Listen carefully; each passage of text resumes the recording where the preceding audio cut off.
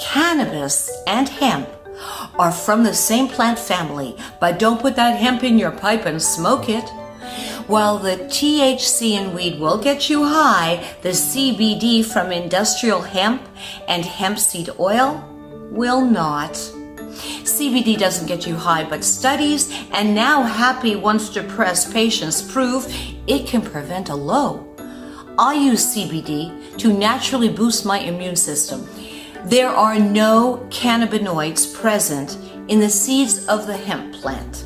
Hemp oil is safe. It's even referred to as a superfood because of the high levels of omegas and vitamins and other nutrients. It's great for your hair and your skin. It can decrease pain and insomnia. And now High Falls Extracts is offering you, my followers, a discount. So see the link below, click on it, and let me know how it goes.